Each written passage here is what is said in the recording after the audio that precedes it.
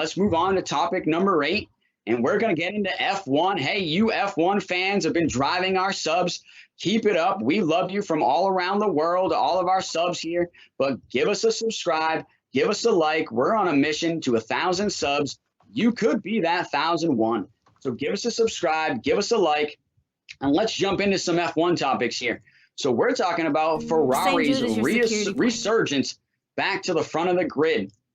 Ferrari clearly over these last 2 years in 2020 and now mainly in 2021, having a lot of upgrades that have brought so much pace to the car that they have really brought the fight back to F1 and are really trying to put themselves back in that discussion of being in the big 3 of F1 with Mercedes and Red Bull. But clearly over these last 2 years, they've been making a push to the front.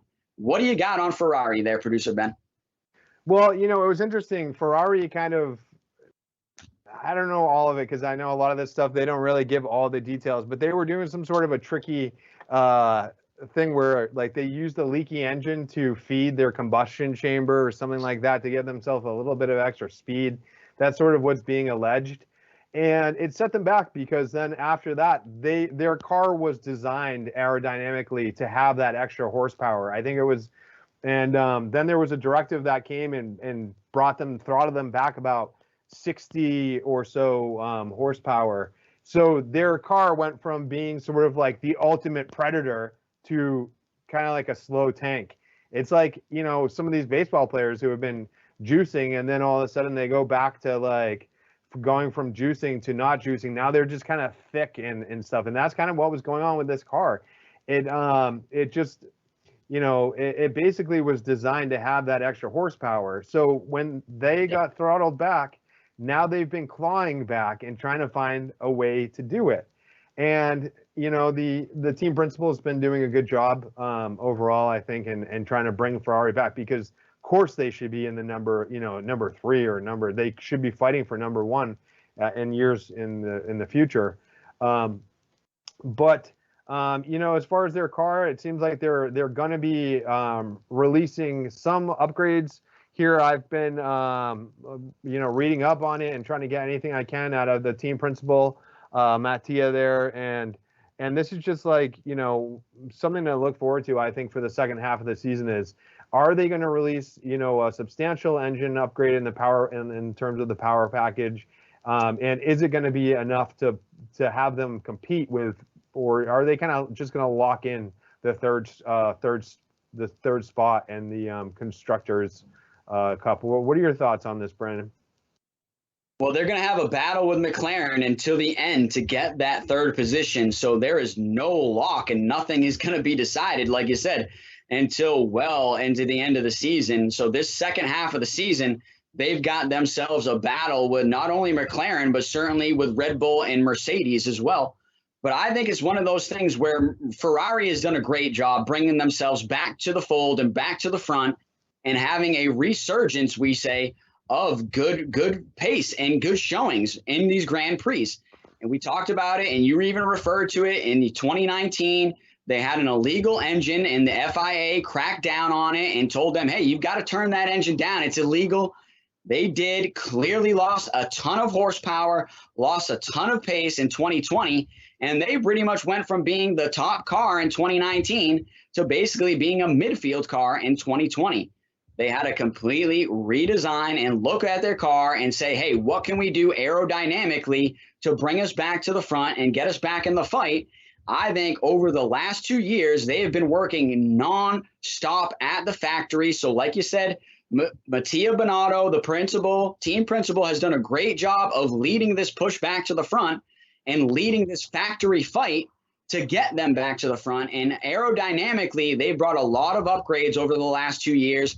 They've also made a few changes to their engine to make it compliant, but also to get the horsepower that they need from the engine, the combustion engine, but also their energy recovery system combined to be able to have enough horsepower to fight with the likes of Red Bull, McLaren, and Mercedes. But they're doing a great job. And they clearly said, hey, we are not going to give up the fight in the development fight in 2020 or 2021, just because the 2022 cars are coming around. We still have our eye on 2022 and the new regulations, and we are developing our car, but we are going to do everything we can with development in 2020 and definitely even more so in 2021 to bring ourselves back in the fight. That's exactly what they've done with these aerodynamic upgrades and the change to their engine and the change to their chassis.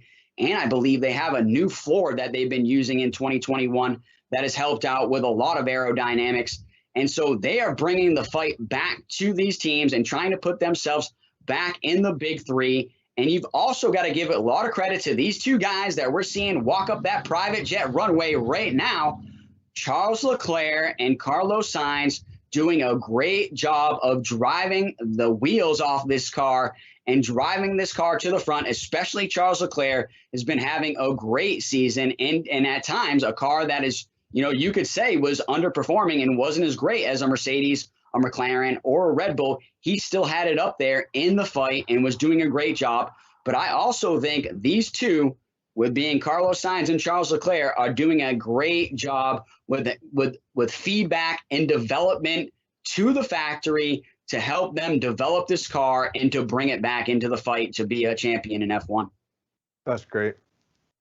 I guess that's one of the questions too, is in terms of LeClerc and Sainz, do you think that they have what it takes to be a championship team?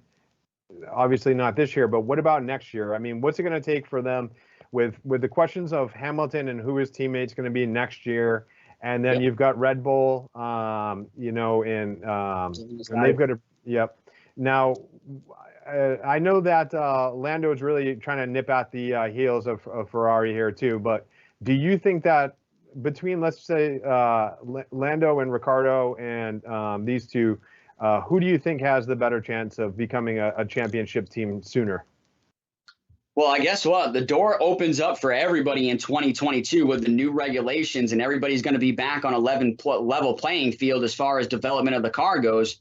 So I think, having the best driver in the car is going to help you develop and get to the front. So they're going to still have to compete with the likes of Lewis Hamilton and Mercedes and Max Verstappen and Red Bull. But I do think they have a great pairing with LeClerc and Carlos Sainz to be able to go into the new era of Formula One and still have a strong foothold to go forward and put themselves in the fight, especially with McLaren and Red Bull and Mercedes. So, yeah, undoubtedly, I do think they have a great pairing with these two young stars to be able to fight with the other teams going into 2022 and the new regulations. Folks, if you like this show, you're watching it right now on YouTube, make sure you subscribe to our YouTube page. That's Comeback Sports on YouTube. Subscribe to the channel, Comeback Sports. And then all the cut-ups that our awesome producer, Ben Couto, puts together after the show, that'll all filter to your YouTube channel. You don't have to go search for it. It's just right there in your subscriptions.